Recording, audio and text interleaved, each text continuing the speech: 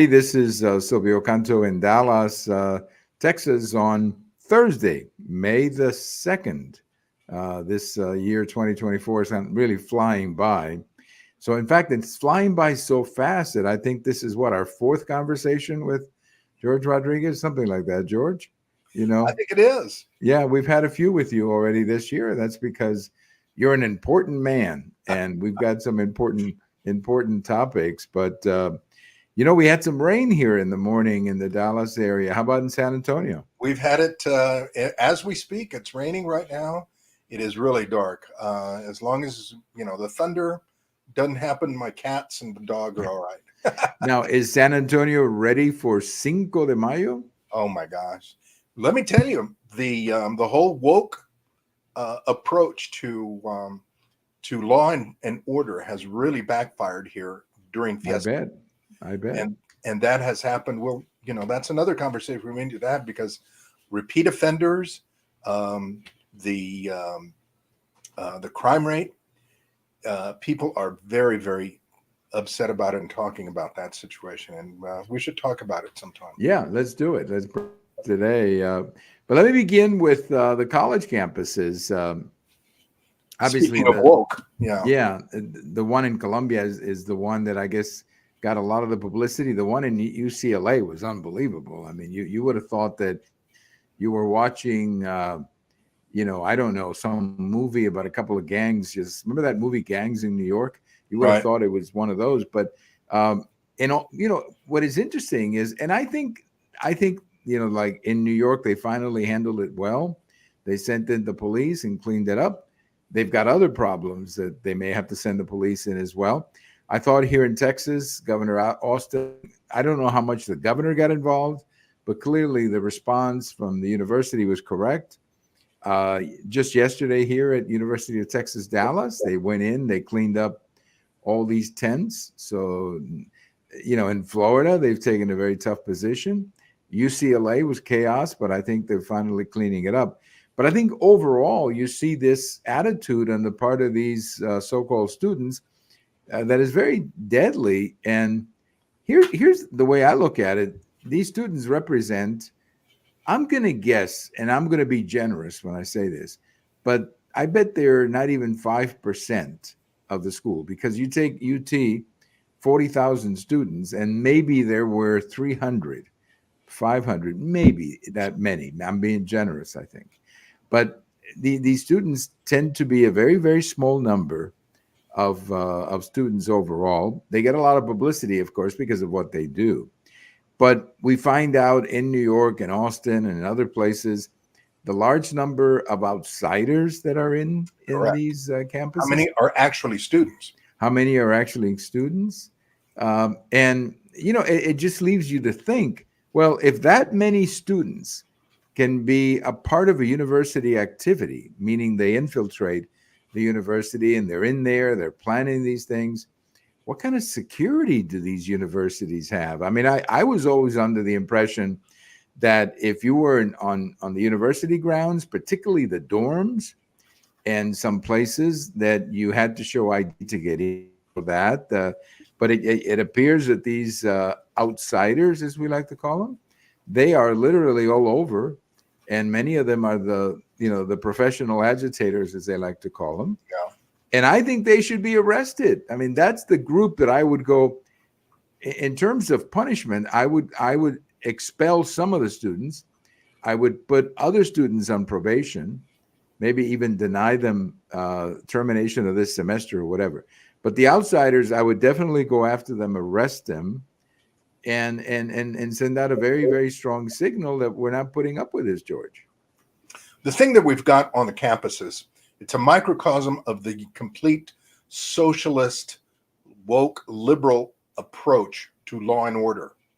The campus police, if you've ever spoken to a campus police officer, they are literally not allowed to do anything.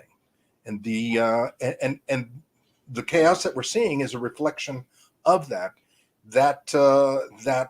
those tantrums that are thrown by these individuals, the openness of the campus that allows non-students to come on. I mean, campuses right now reflect that liberal anti-law and order attitude.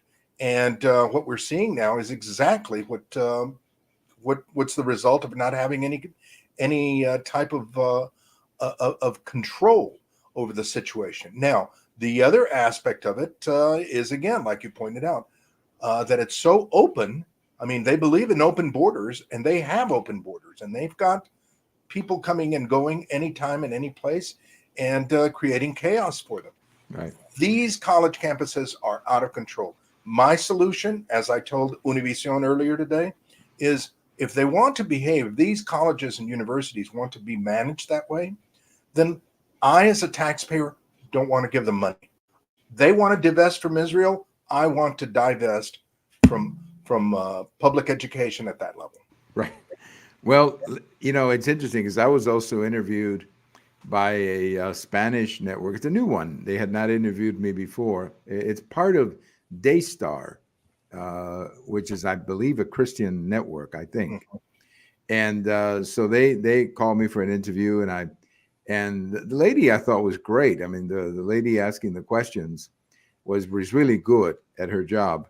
And she asked me what I thought of these students. And I said, well, first of all, a student has nothing to do with where the university spends money Really? or takes money. This is a job of the administration. This is a job of the alumni. Many of these private schools exist because of the generosity of many of these families and many of these foundations, basically funded by alumni. So they have no business what the school does as far as finances. And if they don't like the fact that the school, I think, go somewhere else. That's right. Find another school. Just go somewhere else. Call your mother on the phone or your father on the phone. And I said, hey, Dad, I need another $90,000 to look for another school, because these are very expensive private schools. So I think you're right. I think this tolerance, but I was thinking, George, if I had a daughter in one of these schools, and I just found out that half of the people that I was seeing on TV were not even students, that they're outsiders, that they're in this campus, walking around like they're students. Nobody apparently checks their IDs. Nobody checks anything. They're going in and out of the dorms like they're students. Again, that's the attitude that they want with our border. I know, but if I'm a father and I've got a daughter in one of these schools, yes, I'm going to call the administration and I'm going to say, wait a minute, you're not living up to your fiduciary responsibility of taking care of or at least providing a safe place for my daughter, the student, or whatever. So that's the thing. I mean, you're right about the openness and the lawlessness. I get you with that. I agree with that. But I just think that now I heard something yesterday, which is really interesting, and I hope this goes through. Alan Dershowitz, the very popular commentator, who's actually a very liberal man. He is. But he socially, he's very liberal. Yeah, but he's got common sense, which seems to be lacking a little bit on the liberal side. But he's putting together a lawsuit on behalf of Jewish students who were denied entrance into these buildings. He's also putting together a lawsuit on behalf of some students who had their semester interrupted. Many of these students, George, and some of these universities had to go online. Now, look, if I'm the father of a son or daughter, and I pay $70,000 like they do in Colombia to send your kid to school, and I find out at this stage of the game that they're going to go online, well, then you don't pay for an online class. You can pay for an online class for a lot less money. So I just think that there's going to be some lawsuits. But I was really disappointed, George. I like to get your thoughts on this, but I was really disappointed with President Biden. First of all, he was way too late. And then number two, the speech that he read from the teleprompter, you could tell there was no passion to it. He was just reading what they wrote. Was almost so academic. I think he should have warned these universities, look, if you're going to discriminate against Jewish students, whether you mean to or not mean to, you're in fact doing it. And we're going to throw the Civil Rights Act at you for discriminating against people because of religion. and we're going to take away your money. And this is going to be, you take away their money, they're going to listen very carefully. Now, Oh, yes, these people don't know how to work. I mean, this is the reality is that all these professors, there was a professor that was speaking really, really militantly from Columbia the other day, and they did some research on her. She is a doctorate's candidate, get this, in poetry as it relates to Marxism. That is what she's going to be. That is what she is studying. What are you going to do with that? Well, what you're going to do with that is do what she's doing now. Yeah, exactly. Participating in the revolution. The comments by President Biden were shameful. I'll use that word. Yeah. Shameful. I agree. He did not come across very, very strong, very, very passionate, as you put it. He also telegraphed to these people what he's not going to do, that he doesn't want the National Guard involved. He doesn't want police involved. Well, then what you're doing is you're telling a kid, don't do that. I'm just not going to spank you for it. Right. You're just not going to get punished for it. Well, then, it is the epitome of weakness. Right. In his in the way that he that he presented himself and made any statement about this insanity that is going on right now. Well, and the other thing too, I think this was like a Sister Soldier moment. You remember Sisters yes. Remember the Sister Soldier moment when it really changed Bill Clinton's candidacy back in '92. He was kind of struggling, and then he took on this. I think she was a movie star. I don't know what she used to do, but she made a very bad statement, and Clinton, came out against her and criticized her, saying, "Hey, look, I don't want people like you in my campaign talking that way about race." And I think it benefited Clinton a great deal. So I keep thinking to myself, this would have been a great day for a fellow like Joe Biden to come out and give the speech that he should have given. He should have said, "I'm going to take away funds from the university." Presidential. That's right. I'm going to take away money from the university. I am going to put the army, if I have to, like Eisenhower did in Little Rock in '57. I mean, he should have been like saying, this is unacceptable, and it's so unacceptable that I'm going to get very involved here. I'm going to get very involved. I'm going to be talking daily to the president of these universities, asking for updates as to what they're doing. It's a great opportunity. It could have been politically a great opportunity for him to turn around his political situation, but no. I mean, what we've got now is literally people that know that they can get away with it, and they're going to get away with it. Well, they are good. We've got the situation. Not only do we have a weak president who's not telling these people to stop, or they're going to get arrested, or maybe even deported, because some of them are foreigners. We've got all of these woke district attorneys, these liberal district attorneys, like the ones in New York, who have released people that have been arrested almost immediately. Right. That's unbelievable. I mean, that is just plainly unbelievable. And there is no punishment. There is no punishment. That's it. And with the outsiders, you had a great opportunity to focus on them. Exactly. I mean, you could have said to the students, "We're going to put you on probation. It's your first time, but you're going. But the non-students are going to jail." That's it. The non-students should be punished because they're in the school. And again, I go back to the point before about security in your school. I mean, how can you say that your student's son or daughter is safe in a school when you have all these people from the outside?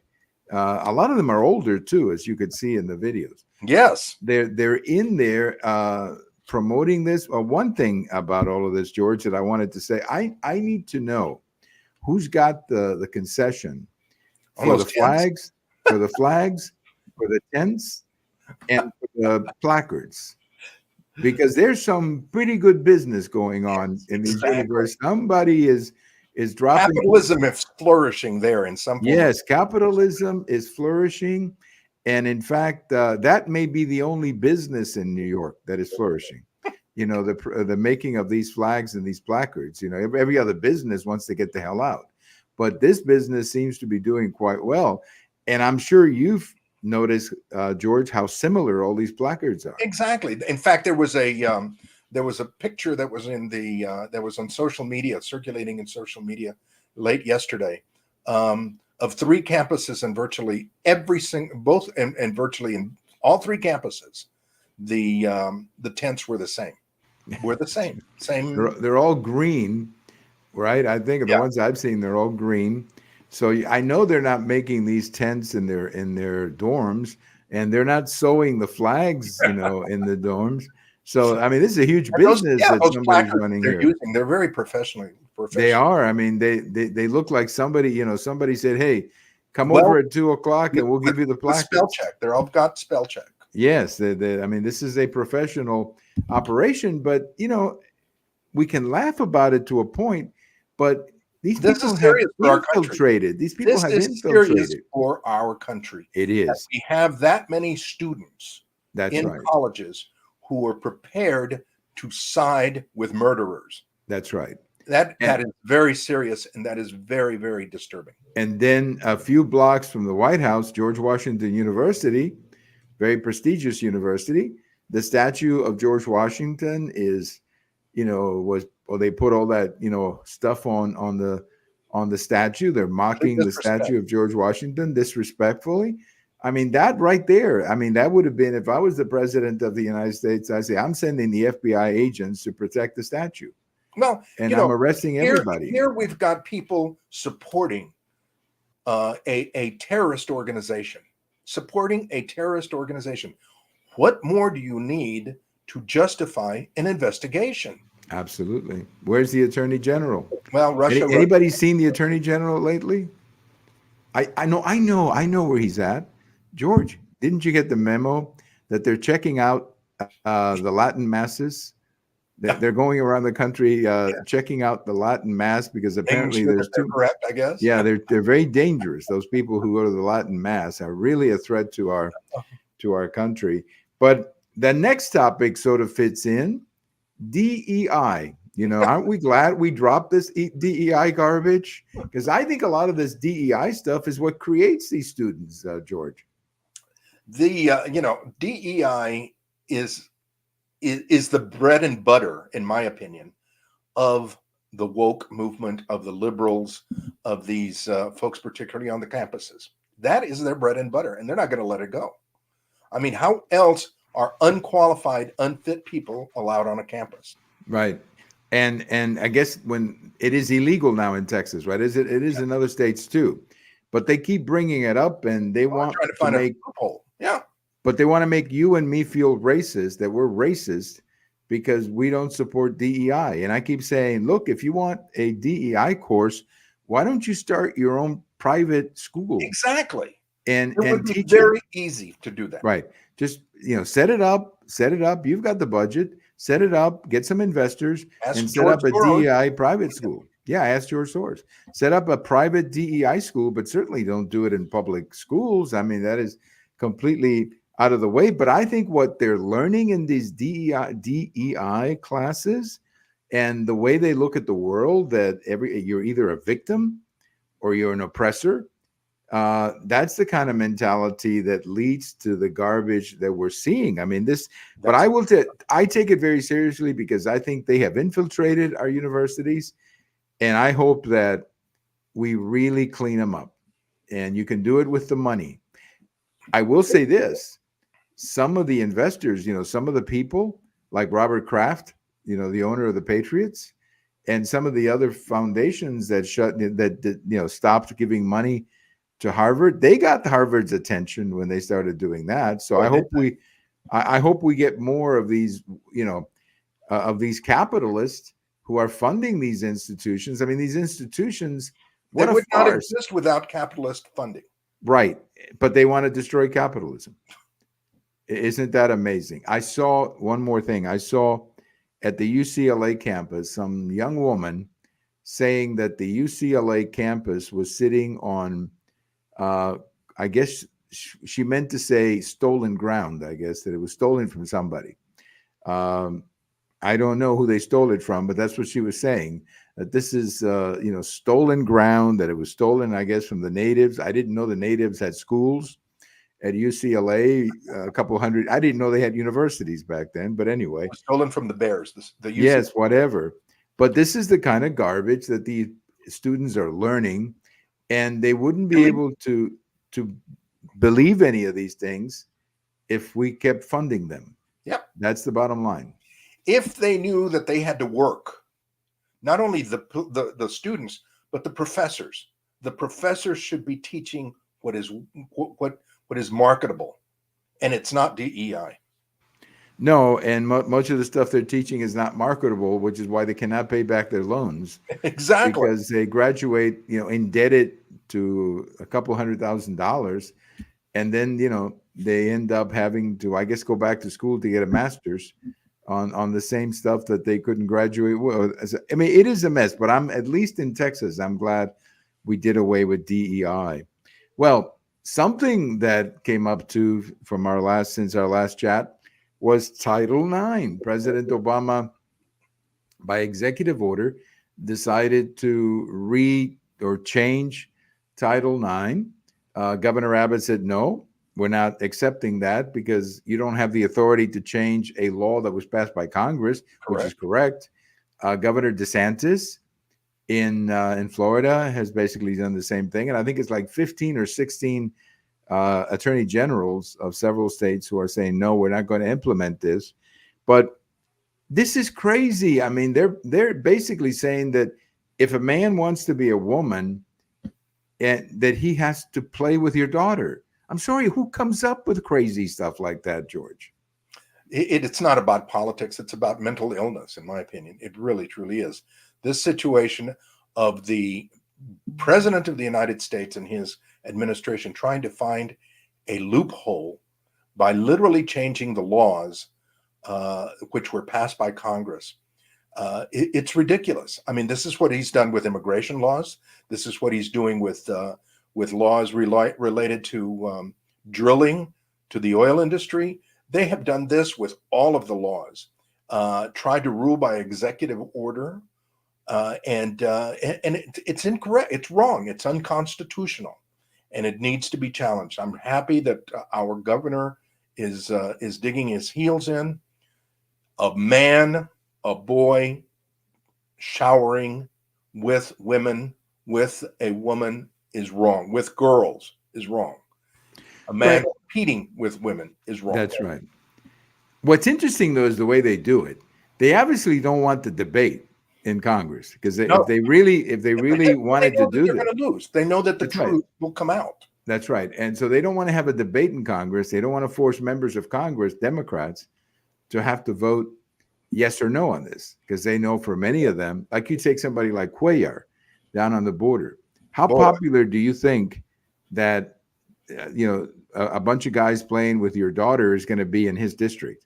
I don't think very popular. In fact, I think with most of the Hispanic Democrats on the border, that's probably not popular. I have never met. I've never met a Hispanic father who said to me that he thought it was a good idea for a guy who thinks he's a girl to be playing with his daughter. I've never seen that. This is really an issue.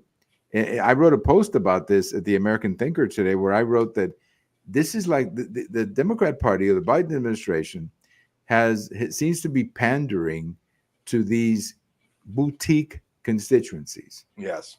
Whether it's LGBT, whether it's the abortion on demand, whether it's green people, or the one about canceling student loans.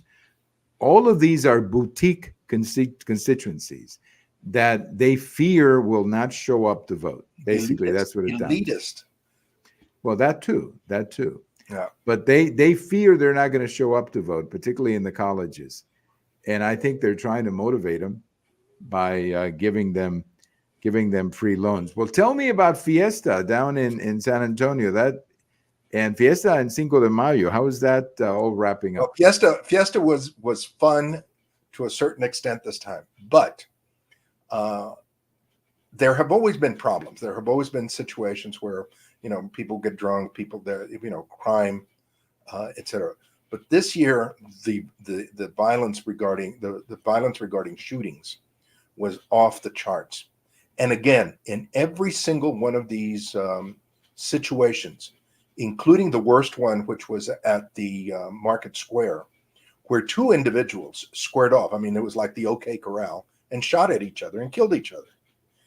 One of the individuals was an 8-time arrested repeat offender who was out because he hadn't paid bail. Immediately the question has begun to be asked of the DA, who was a George Soros DA, why wasn't he kept in jail, especially 8 times? Well, we're waiting for that. On the other hand, you've got the Democratic Party immediately rallying behind him and saying it's the gun's fault. Saying that this. Yeah, we need gun laws. Didn't they tell you that? Yeah, that's true. So what it did was it ruined Fiesta in some ways, but in the other ways, it really showed. It really showed how bad the situation is with repeat offenders, with DAs that are not punishing people. The other situation that it was very clear is the lack of police force that we have, the small police force that we've got. Our city has grown. Our city has grown in both geographically as well as population-wise. However, there are very few people who want to be police officers now, and we've got a huge retirement of police officers because, of the whole anti-police movement. And it was very interesting to see. It has been very interesting to see.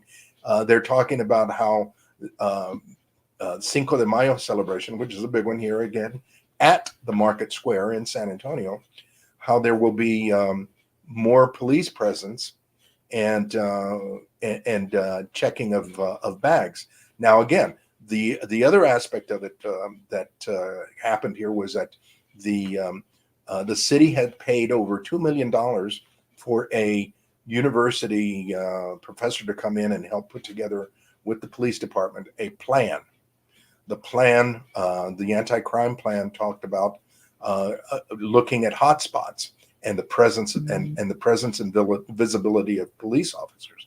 Well, that didn't work very well, again, because there were hundreds, literally hundreds of police officers by the Market Square, around the Market Square, and still these two individuals thought that they would settle their differences with their guns in the middle of hundreds of witnesses.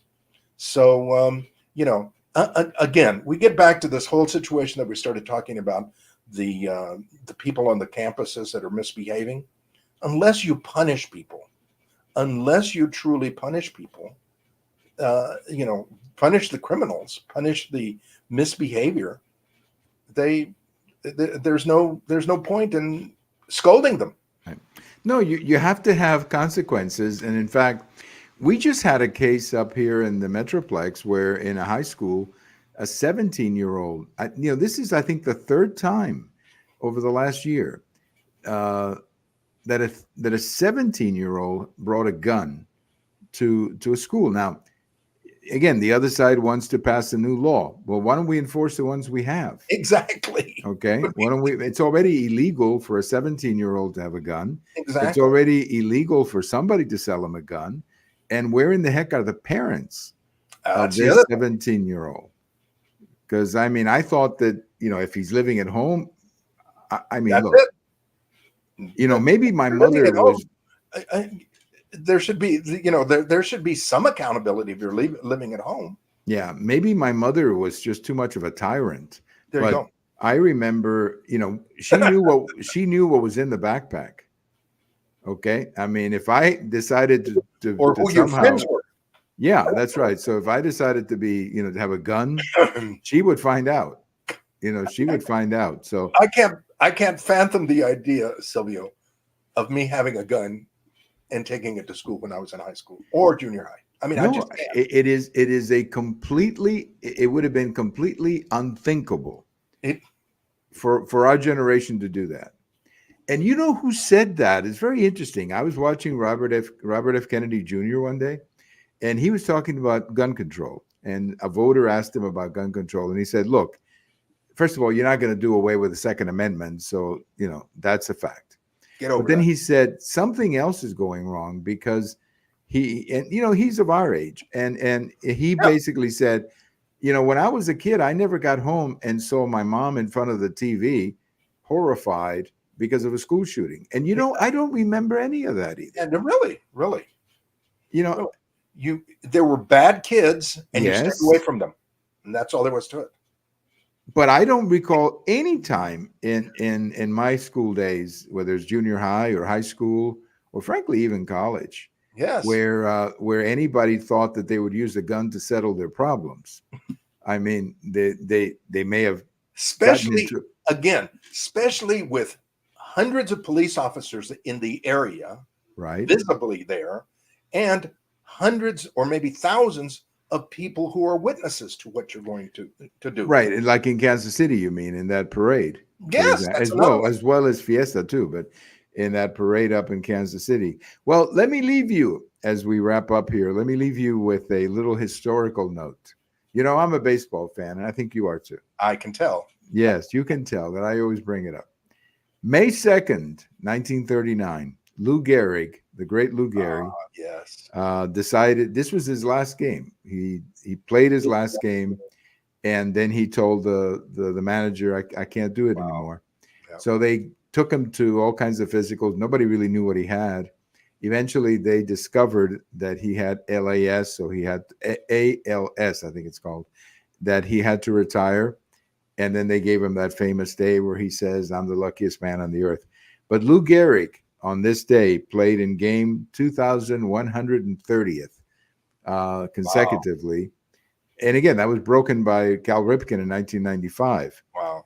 But what an amazing career. I'll tell you that movie with Gary Cooper in it. Oh, what a great My movie. dad could not watch that movie without crying. Pride of the Yankees. That's the name of that movie. I thought Gary Cooper was a pretty good first baseman in that movie. But no, that is a great movie, Pride of the Yankees. That is a fantastic movie. I always enjoy watching that. I have it, I think, actually in VHS. Yeah. Somewhere. In VHS. Yeah, that gives it away right there, right? But I mean, you can get it, I'm sure, in all kinds of places. But what a great movie it is. You're exactly right. Gary Cooper and the lady who played his wife. I'm trying to remember the name. Oh, yes. I can't think of the name, but very pretty lady. Yes. Who played his wife. And then his parents, his German parents were very, very good. I mean, they were great characters to watch. They really were, and so it was just a great movie. And from what we can tell, the story is pretty true.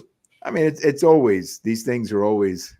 Well, one of the things that my dad used to point out real quick was that it was the immigrant experience, because his parents, who were German, born, raised, and immigrants, learned by the time that he started becoming a star, learned the game of baseball, and they would argue with people around them about, should that throw have been to second base or to third? Should they should they have used this guy or a pinch hitter? It's amazing.